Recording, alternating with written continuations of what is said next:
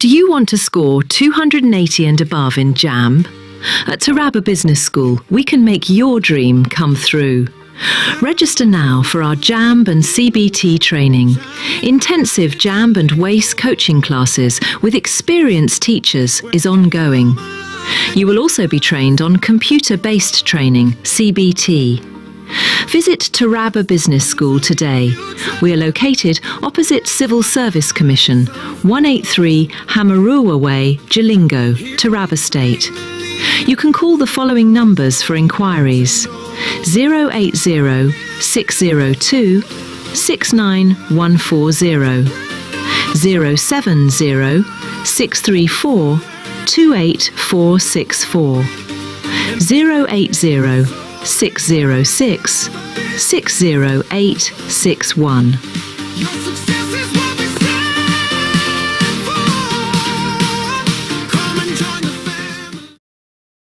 Do you want to score 280 and above in JAMB? At Taraba Business School, we can make your dream come through. Register now for our JAMB and CBT training. Intensive JAMB and WACE coaching classes with experienced teachers is ongoing. You will also be trained on computer-based training, CBT. Visit Taraba Business School today. We are located opposite Civil Service Commission, 183 Hamarua Way, Jalingo, Taraba State. You can call the following numbers for inquiries: 080 602 69140, 070 634 28464, 080 606 60861.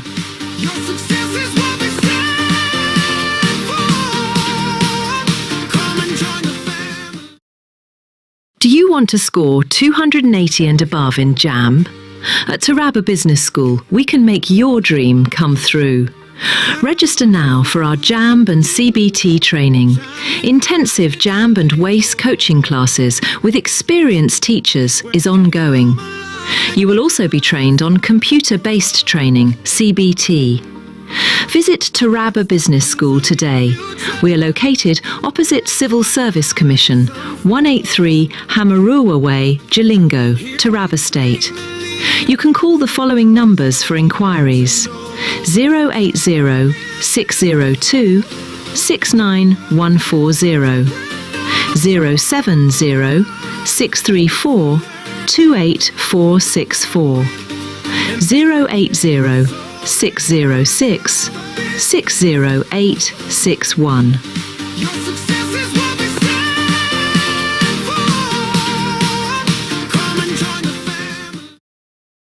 Do you want to score 280 and above in JAMB? At Taraba Business School, we can make your dream come through. Register now for our JAMB and CBT training. Intensive JAMB and WACE coaching classes with experienced teachers is ongoing. You will also be trained on computer-based training, CBT. Visit Taraba Business School today.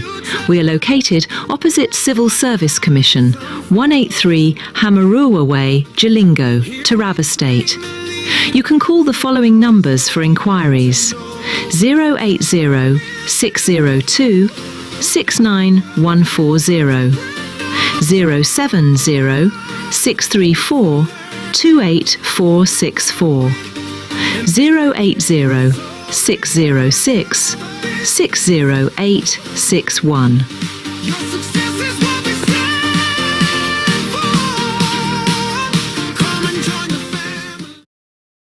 Do you want to score 280 and above in JAMB? At Taraba Business School, we can make your dream come through. Register now for our JAMB and CBT training. Intensive JAMB and WACE coaching classes with experienced teachers is ongoing. You will also be trained on computer-based training, CBT. Visit Taraba Business School today. We are located opposite Civil Service Commission, 183 Hamarua Way, Jalingo, Taraba State. You can call the following numbers for inquiries: 080 602 69140, 070 634 28464, 080 606 60861.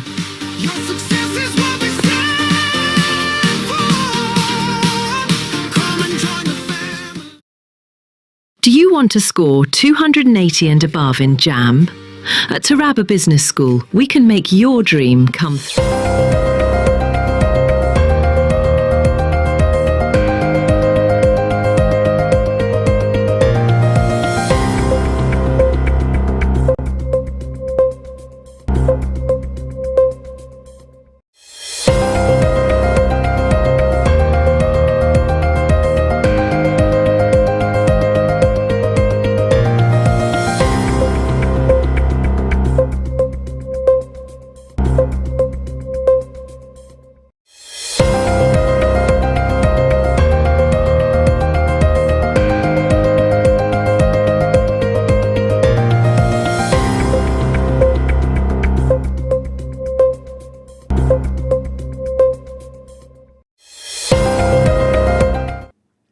Good morning and welcome to the Psalm TV morning show. I am Abraham Joda, and today it's a windy Wednesday morning, the 17th of December 2025. And as we all know, we are approaching the Christmas. We're already in the Christmas season. We're just approaching the Christmas and the Boxing Day, and hopefully the New Year.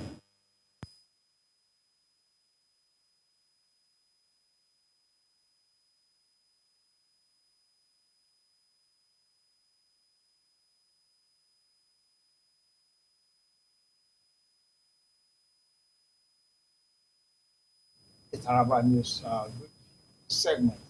And this morning, we have something special for you because we'll be introducing two new anchors to the show who constantly on the show.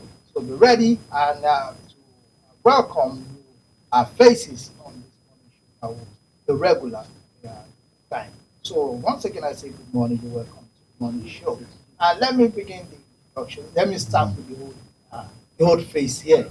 There was once upon a time Mr. Ansom of something, the director of news. Right there. Thank you very much. Good morning. Okay, let's go for a shot.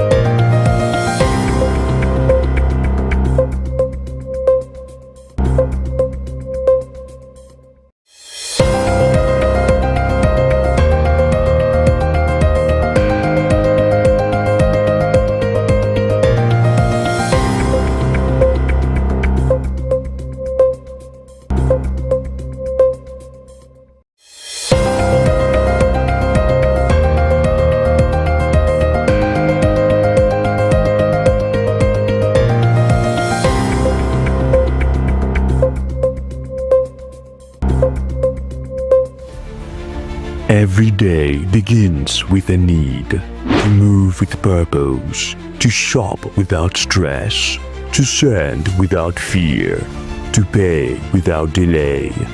For every rider chasing time, for every home that needs restocking, for every voice that needs connection, for every dream that needs delivery. Now, one app brings it all together. Supercab, move smart, ride safe, supermarket, groceries, gadgets, everything. Supercash, airtime, bills, transfers, done. Super logistics, fast, secure, right to your door. It's more than an app. It's your movement, your market, your money, your connection, all in one place. Supergo, one app for services endless. Download Supergo today. Live free, live fast, live smart.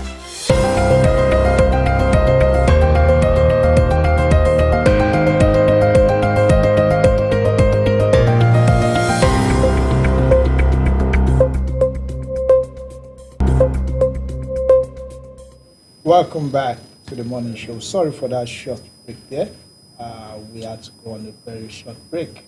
So just like I was saying, I was introducing a very old face on the program. It is Mr. Ira Daniel Kupwen. Say good morning to them. Good morning, Nigeria. Welcome to the morning show. You're welcome. And this morning, just like I said, we'll be introducing two new faces to the morning show. And I'll start with the new lady in the house, Jennifer Obadiah. Good morning, Jennifer. Good morning, everyone. You're welcome to the show. I like your smile this morning. It's looking very, very radiant. Thank you, sir. Okay, thank you. And also with me, it's another new face, the person of Mr. Naphtali Obadiah, right? Yes, Herbert. Albert. Oh, Albert Naphtali. Thank you. Okay, I mixed up the name. Sorry. You're welcome to the show. Thank you very much, sir. Okay, it's nice having you guys here, and I believe you have a lot for us this morning.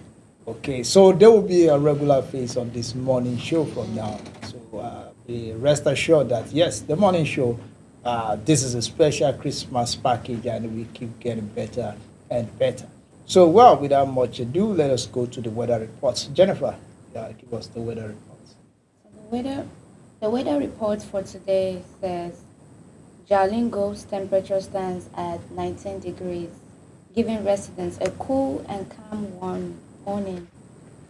Aba is experiencing a warmer condition at 23 degrees, while Lagos records 25 degrees, with mild to warm weather across the coastal city.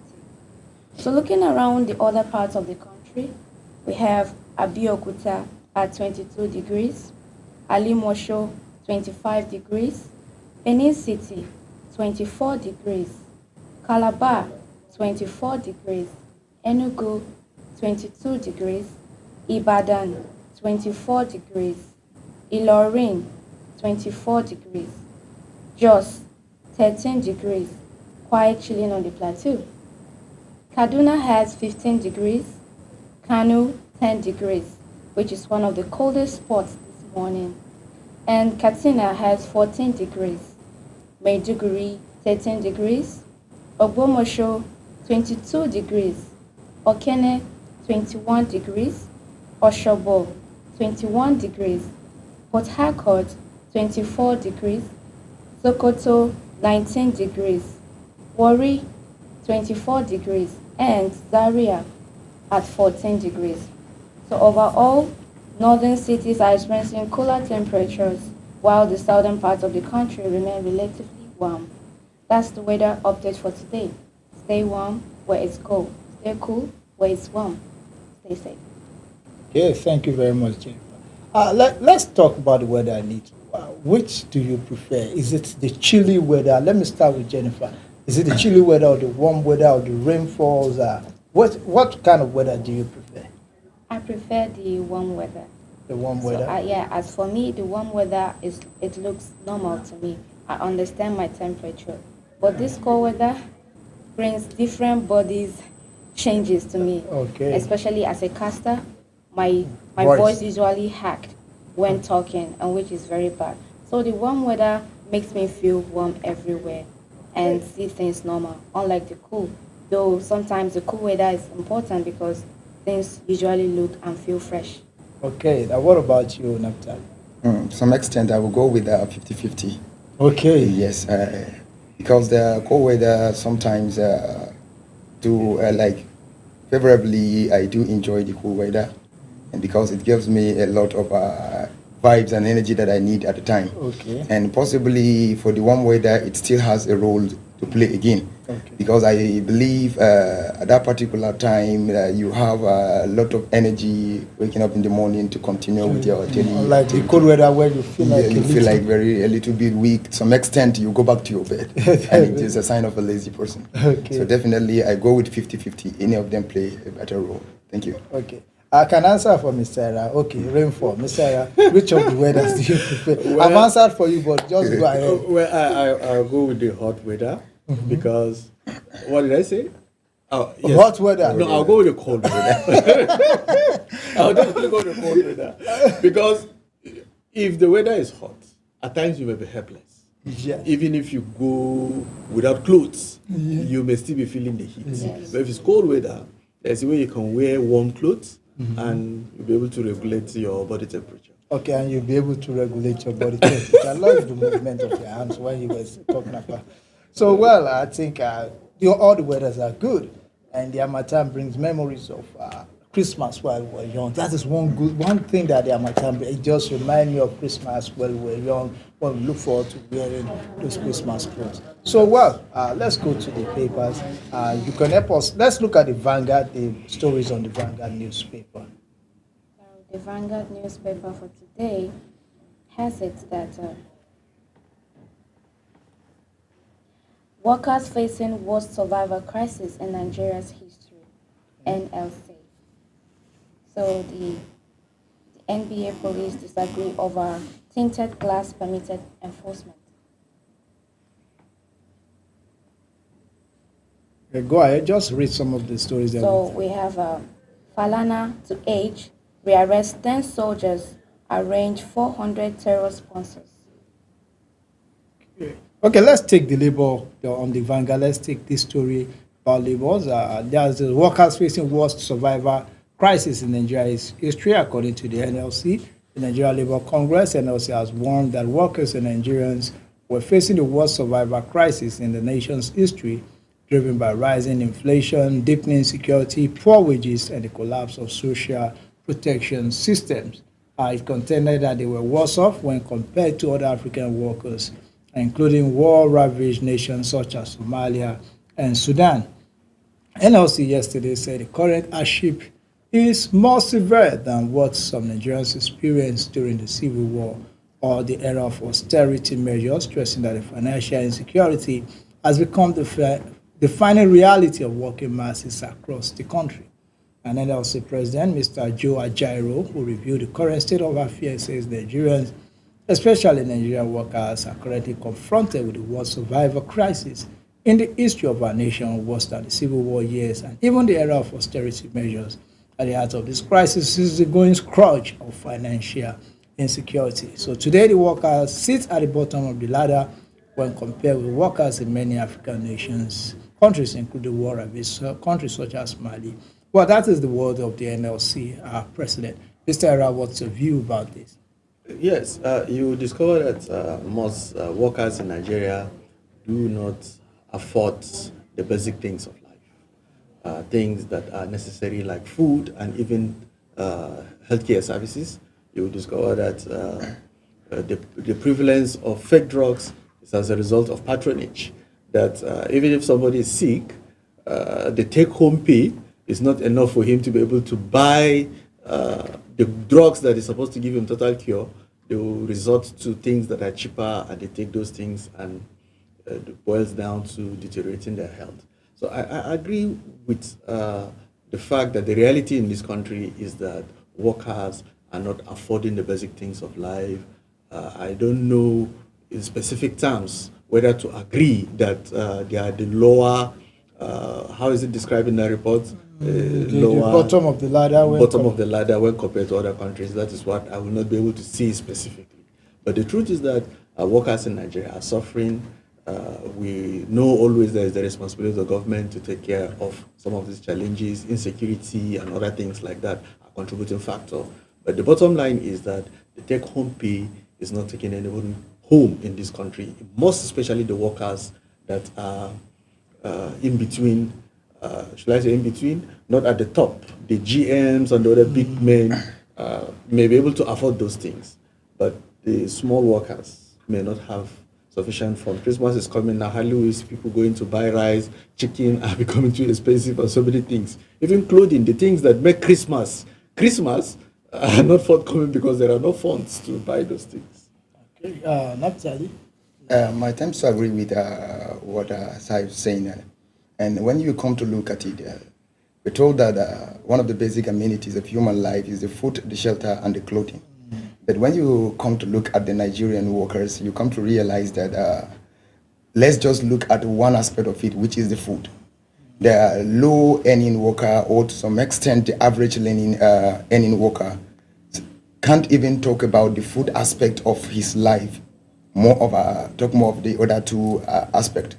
And I tend to agree with the Labour Congress, and to some extent, they have been one of the key players in shaping Nigeria to where it is at the time, because we find out that they have been working tirelessly to reawaken the government to understand what is happening in the country, more importantly on the side of the workers. And I want to also commend the effort of the President, Joe Ajaero, because he has been one of the key players since he assumed office in the labor sector. And we pray that above all the going and the coming, there should be a positive result at the outcome, because I believe from yesterday's report that they are commencing on a nationwide protest. So basically, when you look at what is happening in the nation, from the faces of the workers, you know that they are not smiling. And they are not smiling in the sense that things are not going the way they expect. And so we pray. This is our country. We have no any other places apart from this country.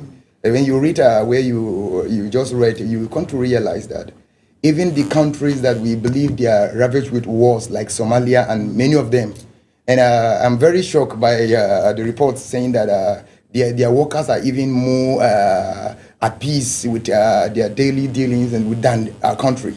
The country that is believed to be the giant of Africa, and yet the workers are not a good proportion. So definitely the things are going in the way we do not expect, and we pray that there should be positivity, because the president is trying his best. Yes, we commend his effort. We want to say let him continue and also elevate us to a level where things will be very easy, and then we'll reclaim this very title of ours as the giant of Africa. Thank you, sir. Okay, thank you very much. Well, let me look at this from another angle. If you ask me, the NLC of today is not the NLC of the past. It has been highly politicized, and it has become a tool that I believe it's purely for politics. Then again, always ask this question. The NLC, it's a body for organized workers in the organized sector, the government, civil service, and the rest of it. But there are millions of workers outside of the NLC. And never have I seen the NLC look out for the welfare of those ones not captured. But whenever the welfare of the civil servants, the public servants is concerned, they all carry us along to join them, and they ground down the country. And at the end of the day, look at the issue of the minimum wage.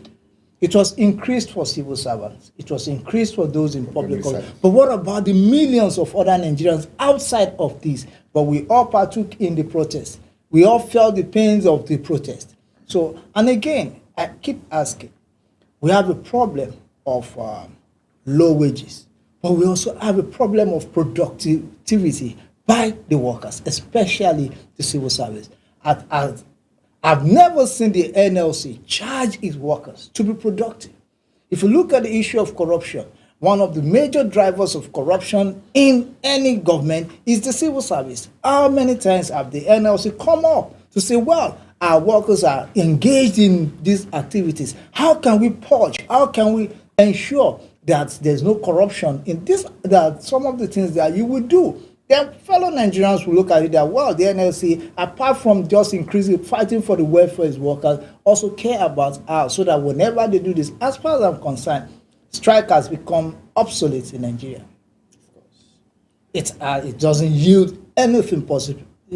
We just end up wasting man hours, and at the end of the day, they go into the room, have a discussion, and the agreement will be made based on what the government feel and not even necessary what. So I think we should begin to look at the options, and NLC should stay away from politics. This politics, you see the NLC at the national level has its own political leaning. Then you go to the different states.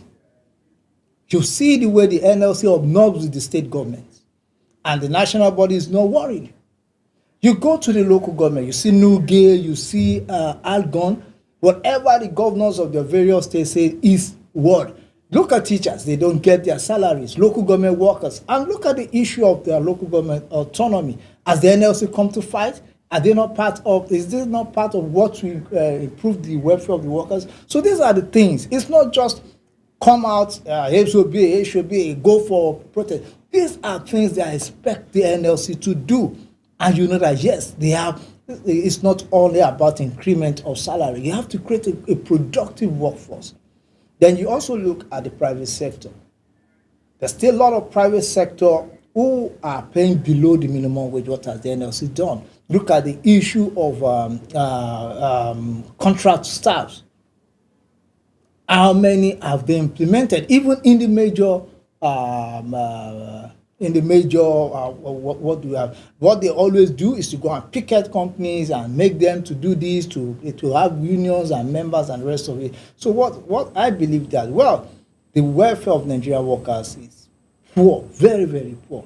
But the NLC also has a lot of role to play to ensure that we have a productive workforce. And then on the issue of Somalia and Nigeria, Somalia has no official minimum wage, so I don't know on what data is used to gauge that. But Somalia, everybody fixes his wage according to what he wants. So that is just my view on that. And is there any other thing to add to this?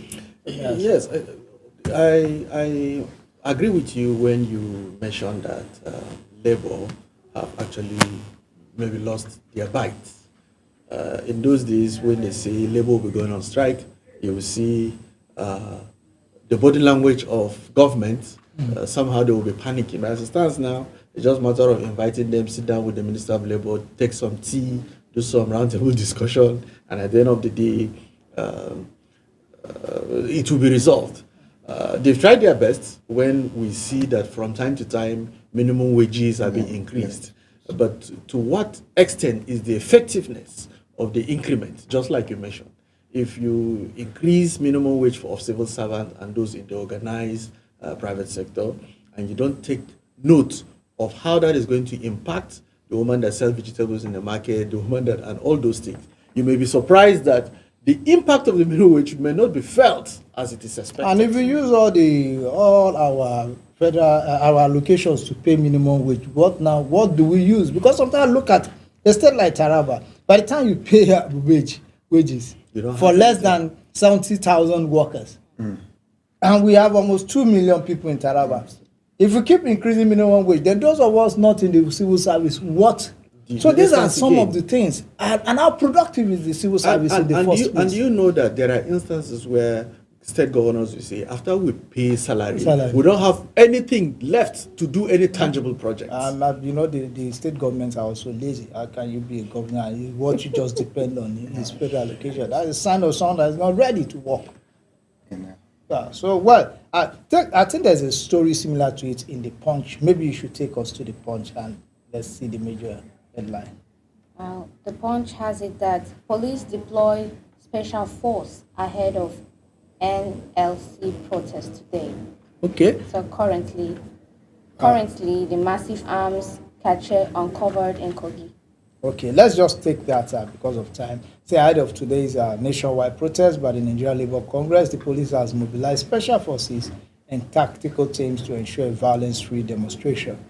State police commands in separate interviews with the Punch on Tuesday confirmed their readiness to tackle miscreants and political aliens who may want to disrupt the rallies.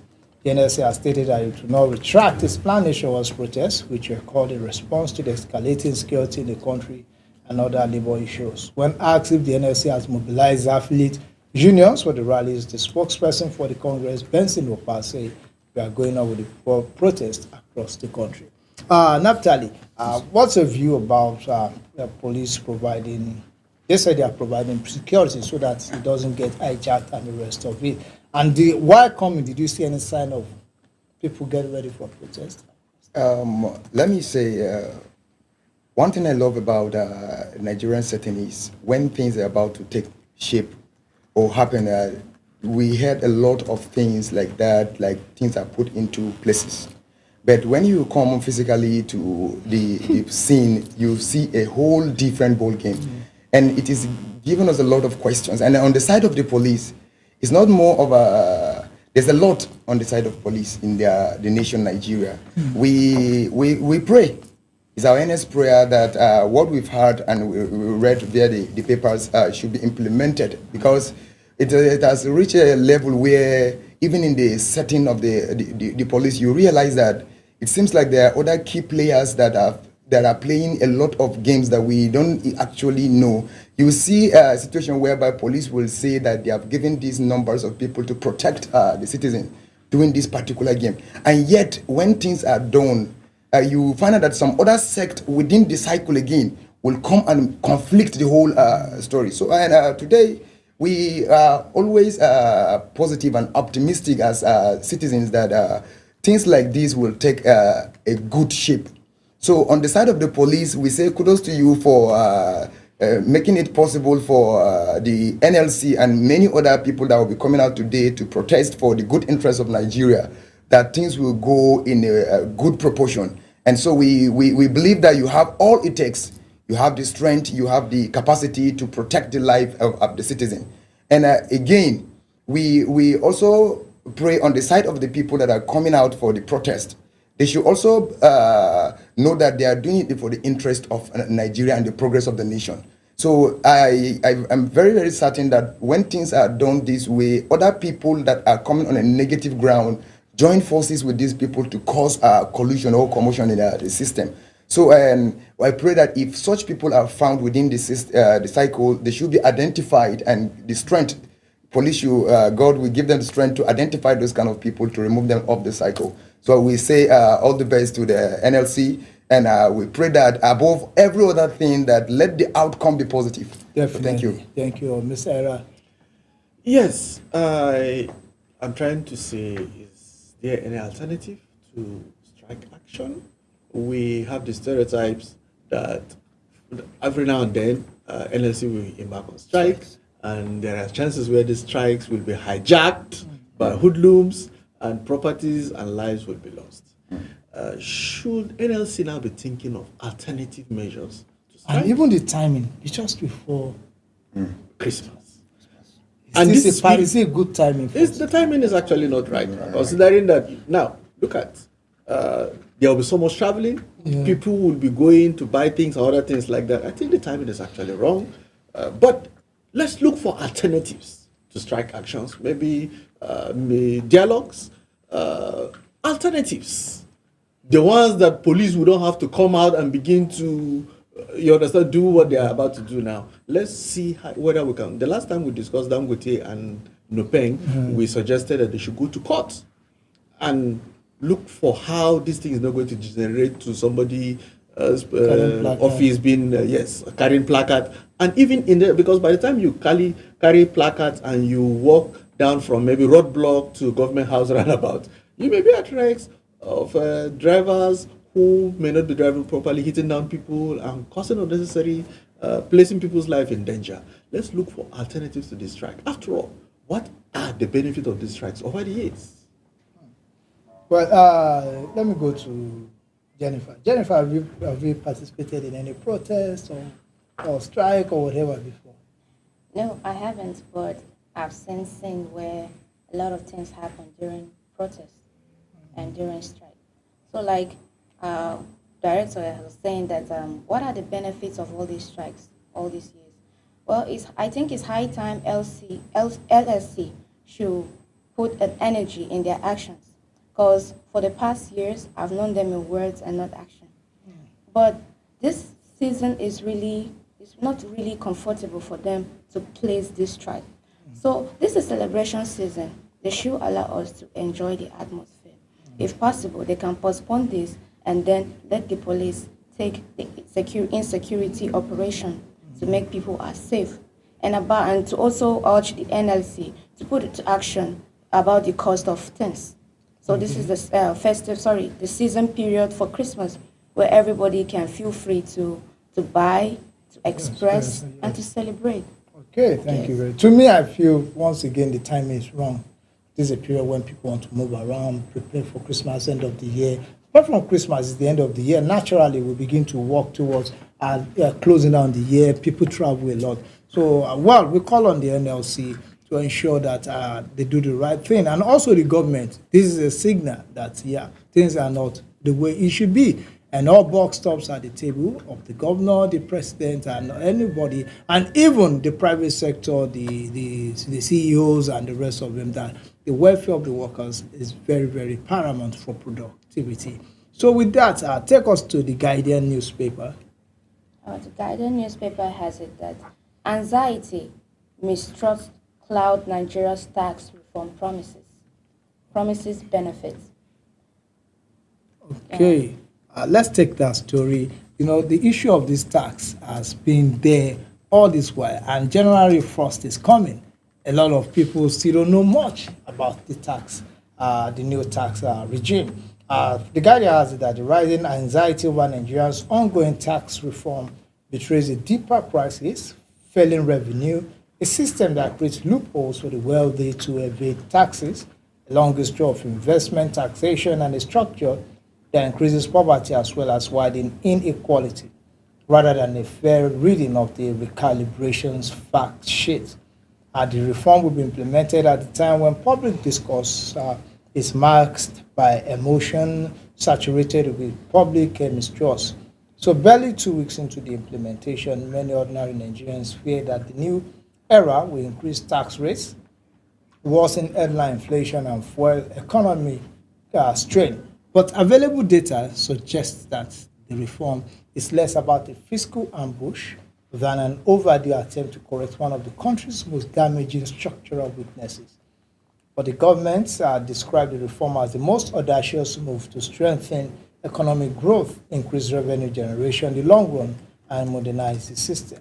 So according to the reports, mistrust, poor fiscal exchange, bribery, and complexity are among the top reasons Nigerians are unwilling to pay, especially direct taxes, forcing government to rely more on indirect taxes, which are inherently retrogressive. In 2 weeks' time, the new tax law will be implemented.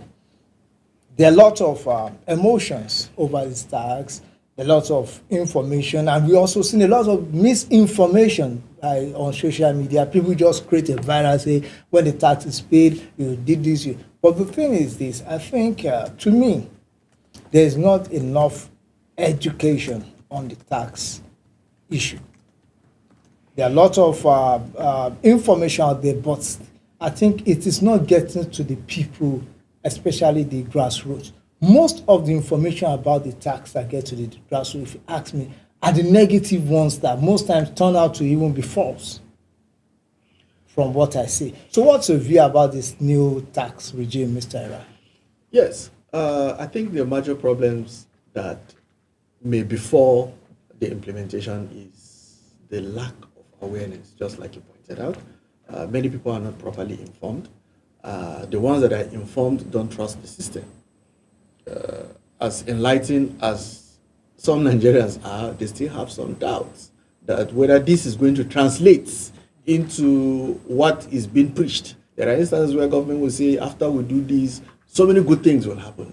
Then you discover that even if the proceeds do come in, it's going to end up in the hands of maybe some private individuals that may not translate into physical development for Nigerians. I think this is the basic problem.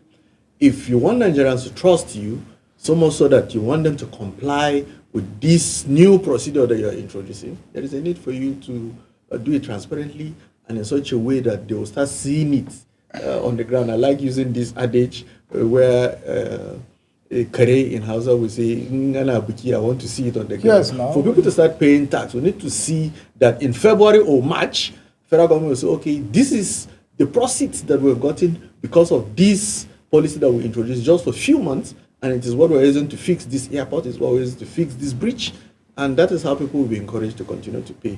Until people trust the system, it may not translate into any reasonable development. Okay. What about you, Naphtali? And I want to say something.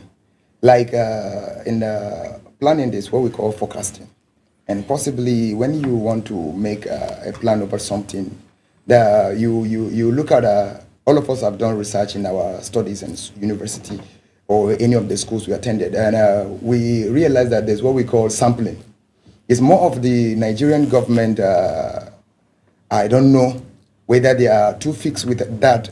It reached a level where things are done without imagining how it's going to be in the receivers of those shocks, how are they going to handle it.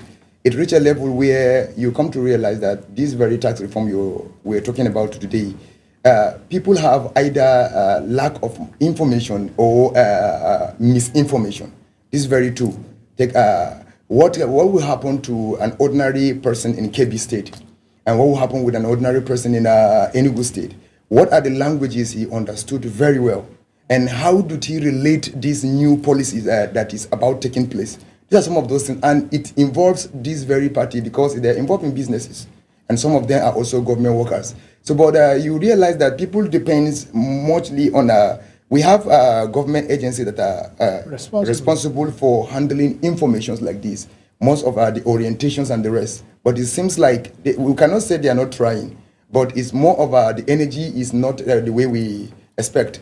So we need a situation whereby the ordinary person that cannot be able to hear the general language, which is in English, outside that, he can be able to understand in good shape what that particular reform is all about and how is he going to affect his life positively. And then, as my director earlier said, that one thing with Nigerian system is we are more of giving hope to people, but when those things are put into practice, we are not seeing the dividend.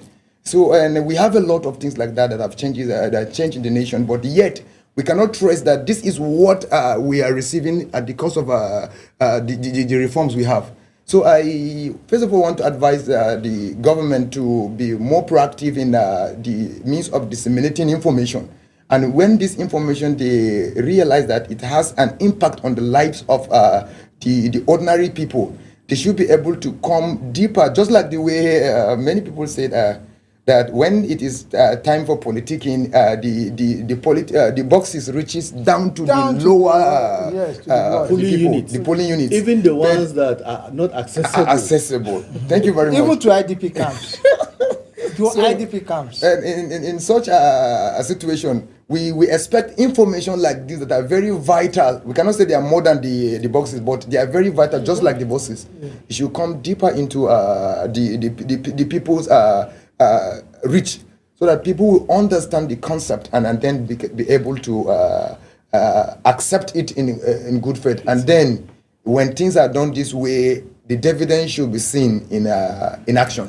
Okay. Thank you very much. Let me talk about reason why. Let's just deviate a little. Reason why the polling ballot boxes get to the polling unit, but the leaflets don't get there. At least we have been in the media for some time. For the ballot box, the person wants to see the results that comes from that polling unit. But for the leaflet, most times what we do, stay in the state capital, we divide the state into zones, we do press conferences, we give this, and nobody follows it up that it gets there. You just do a press conference and you say, I do videos, very beautiful pictures, handshake, everybody smiles, the media publishes it that yes, awareness has been done in Taraba State. And I'm telling you, just the next building from where the event is taking place, they don't even know that this is happening. So that is the problem.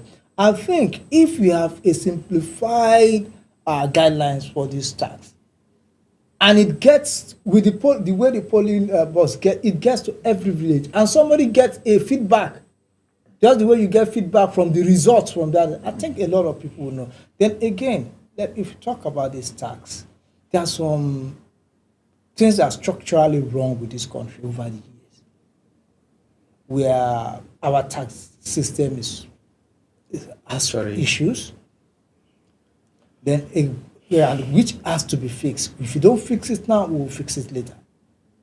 But if you don't fix it now, we keep putting pressure on the structure. But the problem is this. The problem is this, which is the major problem. People don't trust the system to do the right thing. Natalie said something that caught my attention and is very important. You discover that, for instance, if it is APC PDP thing, even the way to thumbprint on the ballot box, will teach you. somebody will be there as a party agent. Agent. How come those party agents are not giving the same energy to this policy of the government that is the initiative of the APC-led federal government? There was this report, I think, last week that henceforth, I think by January, every payment that is going to be made, either if it is tax or whatever it is you're going to be, is going to be a transact generation. It's not going to be cash again. No more cash. Now, do you know that January will come? And even me and you that are enlightened and educated may not have the details of how that thing operates. You understand? There's supposed to be test running. You said forecasting or Yes. something. That thing should be test run in such a way that whosoever is in charge should say, okay, I have given the proper awareness and I have seen people doing it practically. Do you know and it one went thing with through. the e-transact issue? That should not even be an issue because why? Most people use banks. It is just when you get there, you want to pay cash, go to this point, pay to the bank, generate maybe remitter or RRR or the transact code and bring it. Then clearly written there, no tax, and anybody found collecting cash. So everything should go to the bank and it should be able to be done on your phone. But somebody pointed out something yesterday during an interaction. He said, you may be surprised that, for instance, if you want to go and pay school fees in, for instance, the federal government college, you will discover that the cashier or whosoever will be there will tell you, give us the You know cash. the problem, you are not supposed to go to the school to pay. You are supposed to walk to the nearest bank, wherever you are, and make. So we need to also change this habit of you going to the cashier. The cashier is not supposed to receive. Now that's my point. Until somebody has done that practically, because you will discover that the first week, the second week, somebody will not be able to pay his child's school fees because of one technicality or the other. No, I disagree with that. If you go to any system that is cashless, you don't need to go there. So nobody can hold you down. The only thing that may be network. But if it has to do with something with remitter or the rest Now, of if it, it is- if- you see, the problem is that you don't know. So you meet the wrong, hold on, you don't know. You meet the cashier that wants to take cash for you and you ask question. Rather than the cashier telling you, just go to any bank. These are the banks that we use. They will begin to tell you, hold on, I will help you. I will help you. Now, the thing is this, once it has to do with remitter or anything, just go to the nearest bank. Tell them you want to pay. Some may say, okay, we don't accept payment for this. Just go to the bank. I want to pay for this. What are you paying for? School fees. Unity schools. You pay, they generate the RRR for you, and you do that. But the moment you don't know, Now my concern in this don't go to the school. Don't this- even go to in the this- school to in make this, in payment. this discussion, I want to point out that the issue of network that you mentioned, I want to see that if in case issues of network comes in, how do we go about it? There is no network issue. I've been using Remitter for the past 10 years. That can last more than, because the banks, they are not government. Now, it is not the government that runs the system. It is privately run. Now, no private institution will allow a system to shut down for an hour or two. You go there, they say there's network issue, you sit. And even if it's a bank that you know, they will tell you, don't worry, I will generate and forward to you. So these are not, it's not the federal government that owns the platform. And I'm telling you, if a bank will have issues for 2 hours, they will tell you, go to another branch.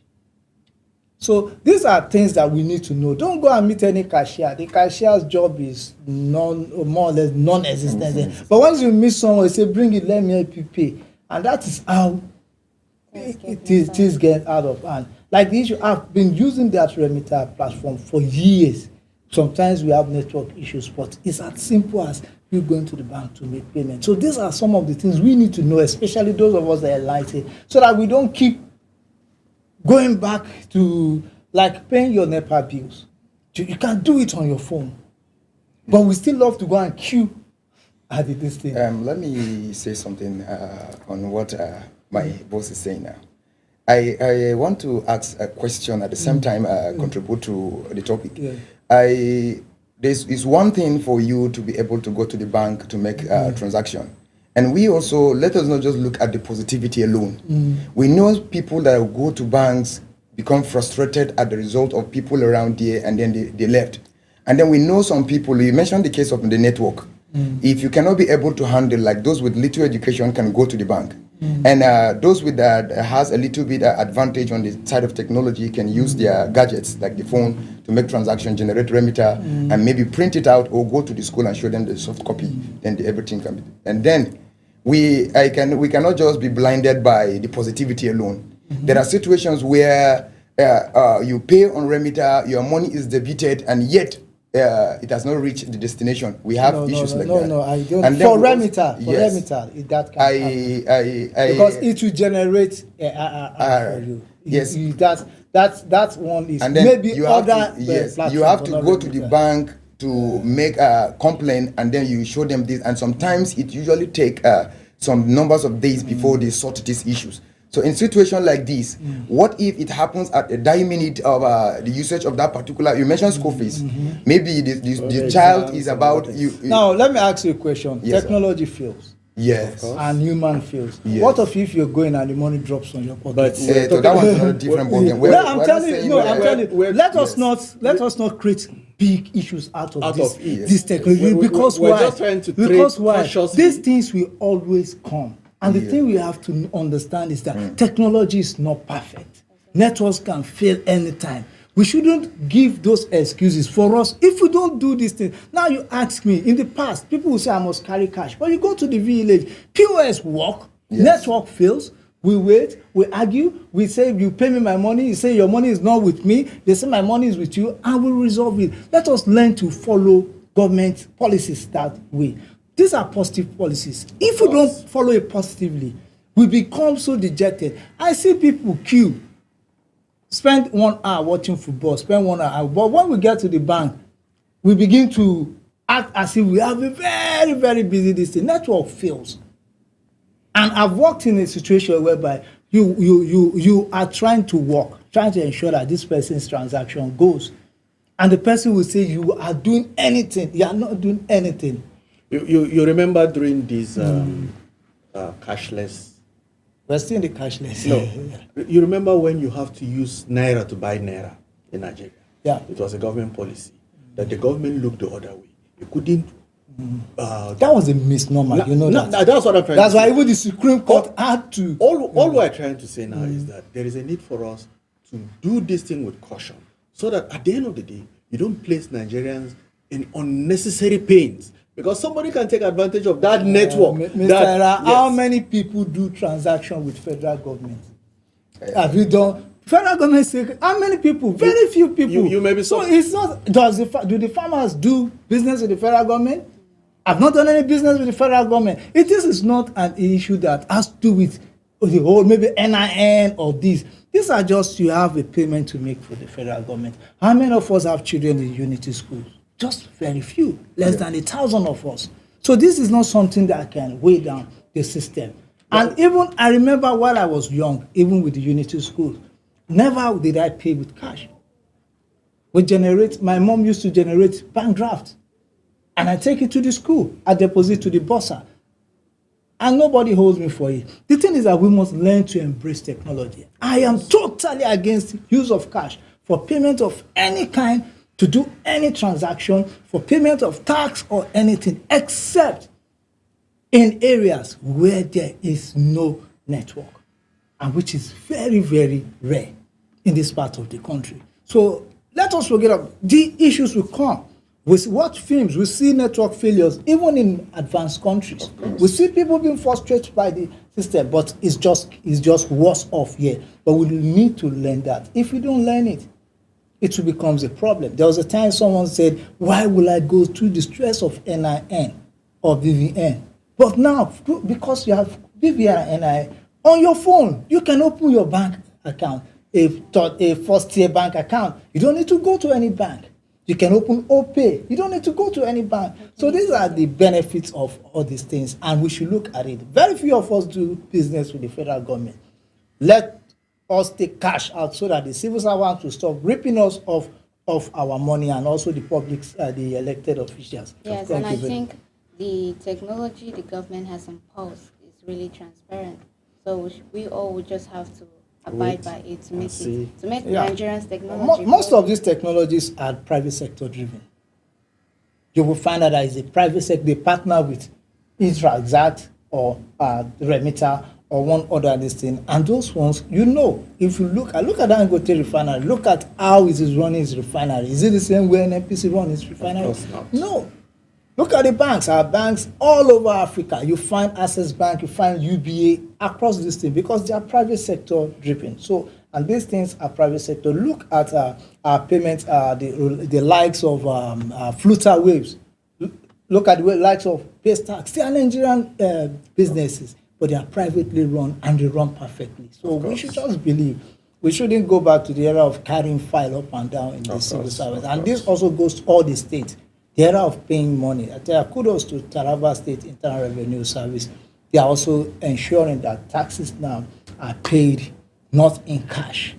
You go to the bank, you pay. It's not a cashless transaction. I think we need to move from this cash up and down. It's a room for pure corruption once you deal with cash. Thank you very much. I think we've taken much of our time. Well, is there? Maybe we should go on break. For the Pidgin segment. When we come back, we'll come back home to Taraba to discuss issues that has to do with Taraba State. Thank you very much. Don't go anywhere. We'll be right back.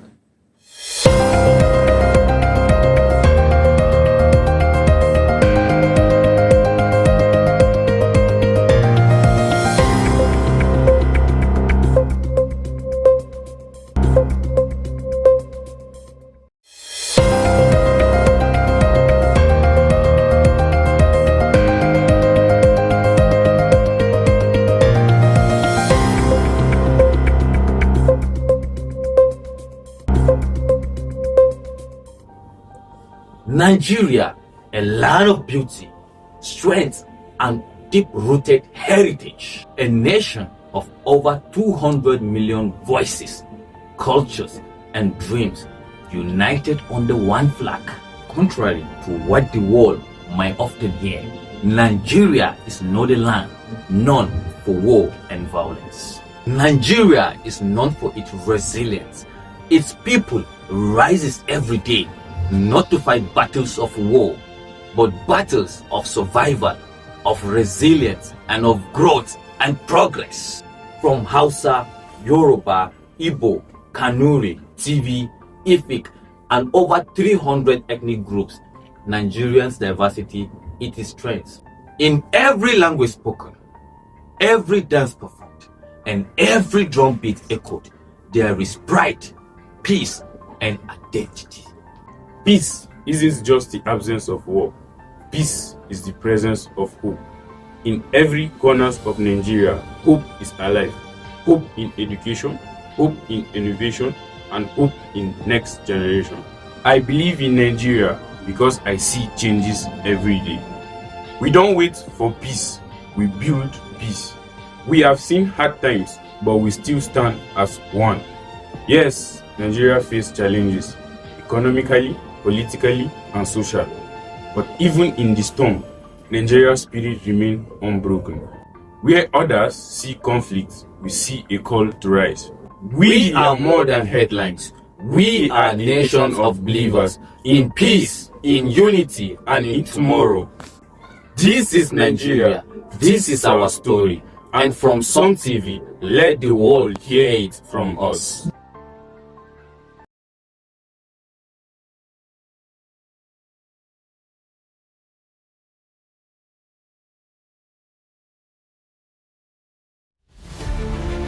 Every day begins with a need to move with purpose, to shop without stress, to send without fear, to pay without delay. For every rider chasing time, for every home that needs restocking, for every voice that needs connection, for every dream that needs delivery. Now, one app brings it all together.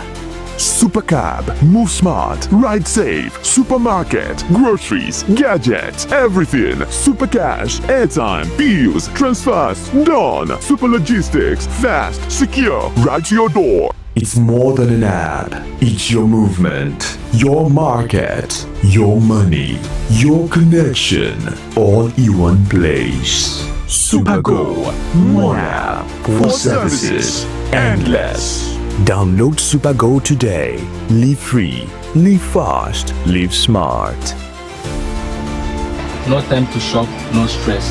With Supergo, your groceries comes to you. We partner with trusted vendors, verified stores, no delay, no excuses, just values. Supergo Supermarket, your market now in your hands.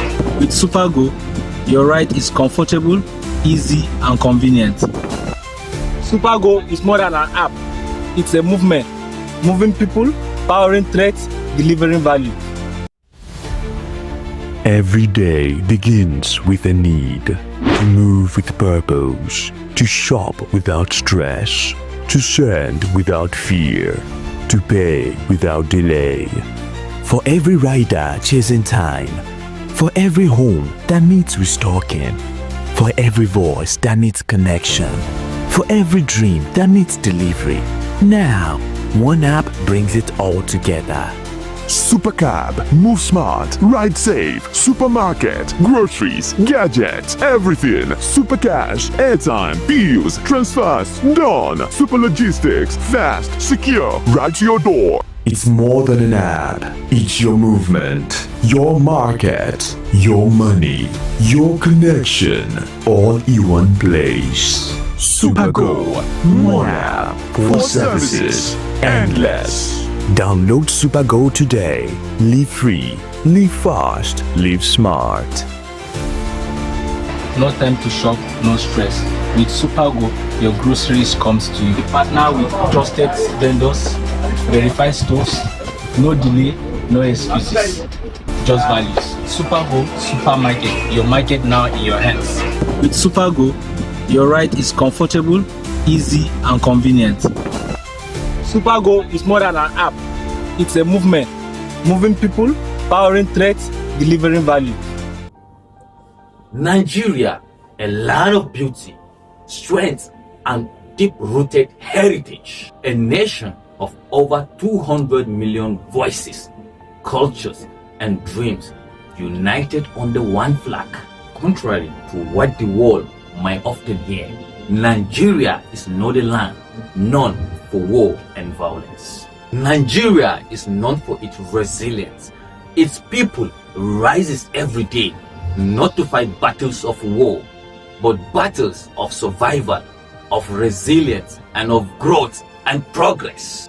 From Hausa, Yoruba, Igbo, Kanuri, TV, Efik, and over 300 ethnic groups, Nigerians' diversity is its strength.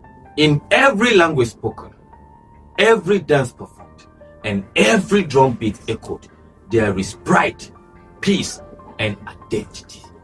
Peace isn't just the absence of war. Peace is the presence of hope. In every corner of Nigeria, hope is alive. Hope in education, hope in innovation, and hope in next generation. I believe in Nigeria because I see changes every day. We don't wait for peace, we build peace. We have seen hard times, but we still stand as one. Yes, Nigeria faces challenges, economically, politically, and social. But even in the storm, Nigeria's spirit remains unbroken.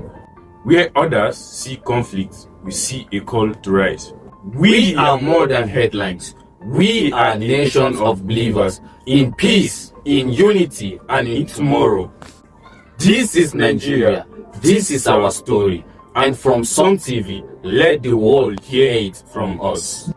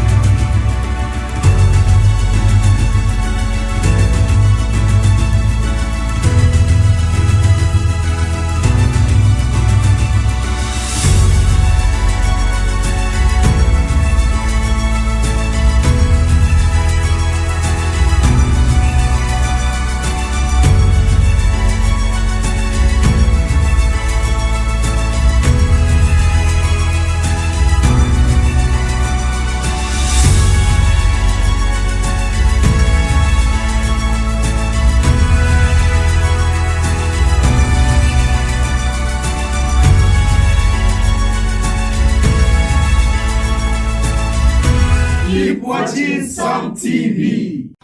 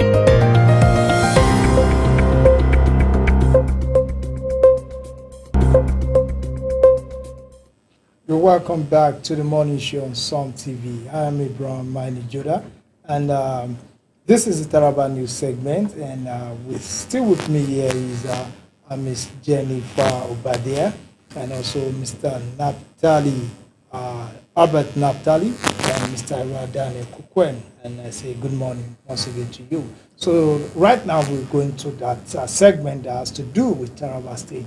That is the Taraba News segment. This is where we do analysis of the stories that breaks in Taraba State.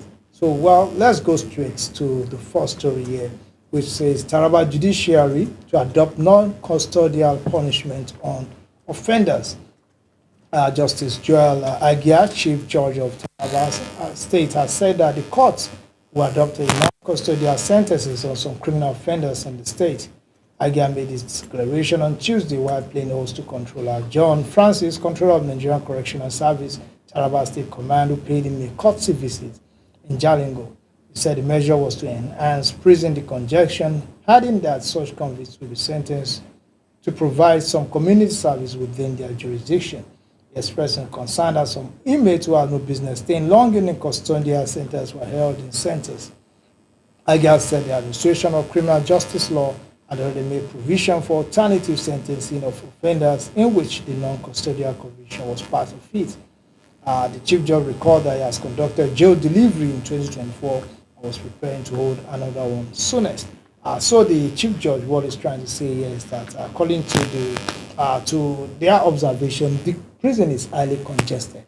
So, and the law allows that for some criminal offenses, rather than jailing them, you do a non-custodial sentence that you can give them fines, community services, and the rest of it, which I think is a much more better one because the correctional services are overburdened and there's there's no facilities, no improvement on the facilities. So I think this will be much more better. Someone commits a crime rather than just send him to the prison.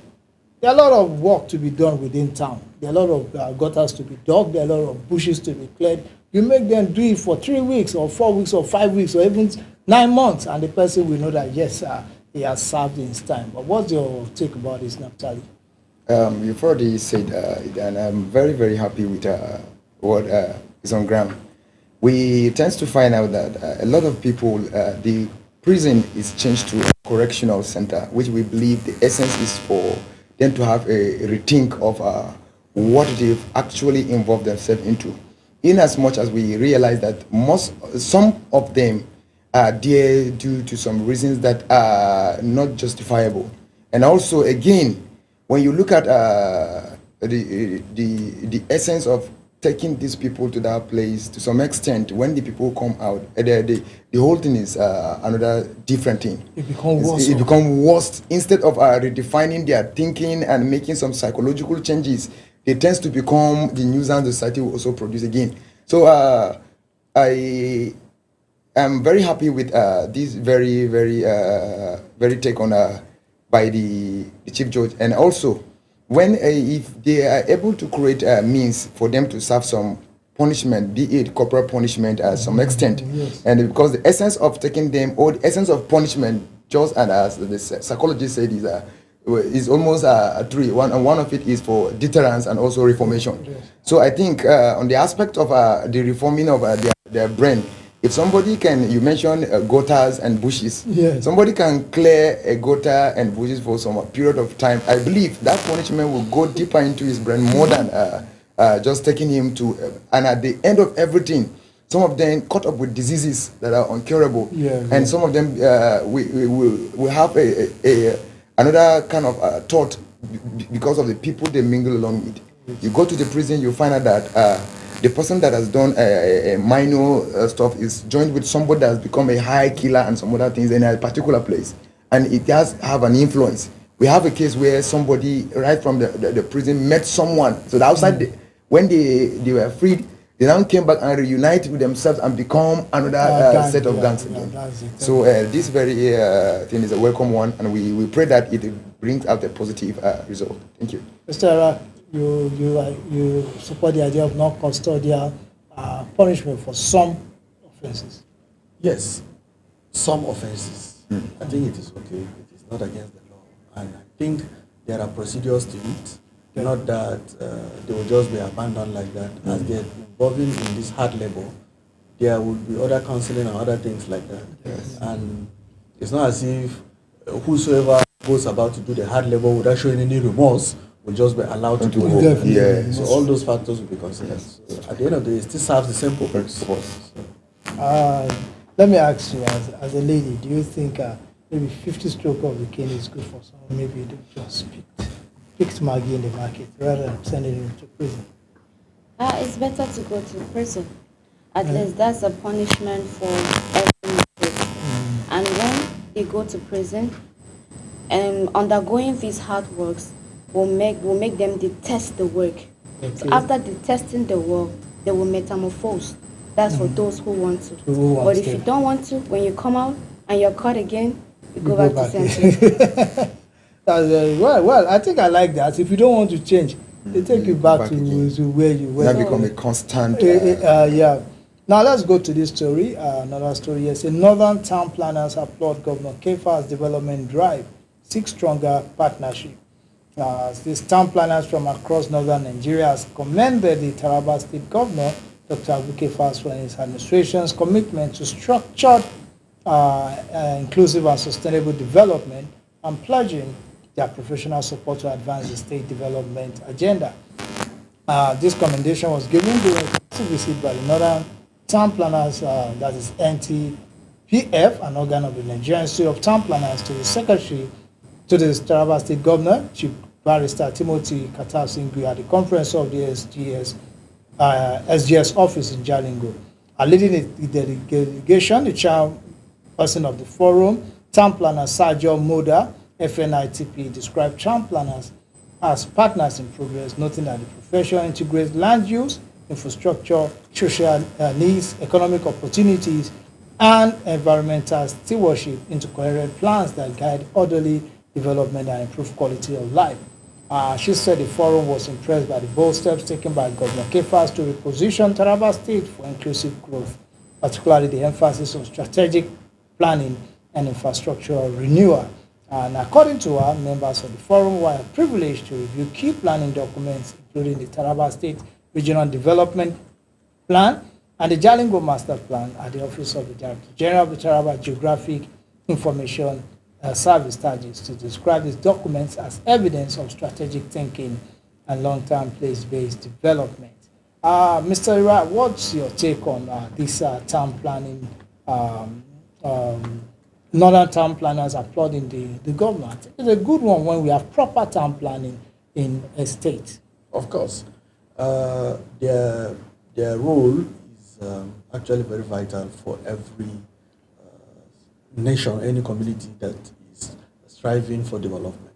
You can't just keep on developing land without proper adhering to what is can be described as master plan. One of the challenges we're having in Abuja now that has been causing so much fighting here and there is not adherence to the activities of town planners. So I think it is right now for us to start taking these people seriously so that we don't end up developing Jalingo and Taraba State haphazardly, not taking into cognizance places that should be green area, not taking into cognizance places that some of these structure should not be there. So it is important for every serene economy in society, for every serene community, there is a need for the activities of town planners. And they are actually doing well, and it is timely. The town planner, Sergio, also went further to say to strengthen planning practice and sustain the development momentum, the forum made several requests and proposals to the state government. These include the mobility support for the forum to enhance outreach and technical assistance, the domestication of the Nigerian urban and regional planning law, Decree 88 of 1992 in Taraba State, and also the call for the establishment of the Taraba State Urban Planning Development and Control Board. And they made other requests, which I think, I believe the governor will look into. It's a very, very good one. And the SGS also noted that abandoned projects such as roads and the airport have been mobilized, while efforts are ongoing to address security challenges and strengthen regional development planning through collaboration with relevant ministries.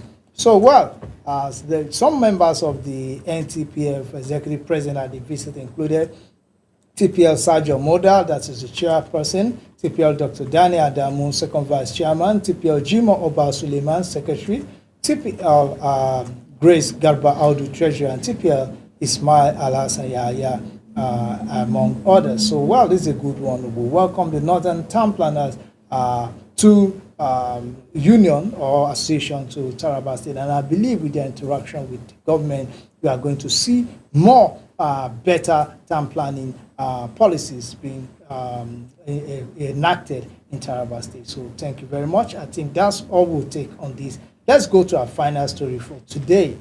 It has to do with Queen Sarah Bulus. She received an heroic homecoming in Taraba, calls for love and unity at Christmas. Royal Majesty Queen Sarah Bulus has received a warm and enthusiastic homecoming in Taraba State as supporters and well-wishers trooped out in large numbers to welcome her at the Dambaba Sunte Airport, Jalingo, and return to the state. The colorful reception marked by cheers and expression of goodwill reflected the admiration and affection many residents hold for the royal figure, particularly among the people of Lao local government area. And speaking in an interview with some TV correspondents shortly after arrival, Queen Sarah expressed deep appreciation for the overwhelming show of love, describing the reception as humbling and encouraging. She thanked the people. First of all, we want to say welcome back home, our Queen. And of course, she is one of the people that the female gender look up to in the state, more importantly, the youth. and she has been playing a vital role in showcasing what Taraba State hold, and we are very, very happy with where she is at the time and where she's going. As for the issue of the rumor we are all hearing about, we pray it metamorphoses and becomes something that we can hold on, because we see a lady that is full with a lot of potentials, and even in a personal supports to the vulnerable children, and she has been doing it deliberately and always. We see her speaking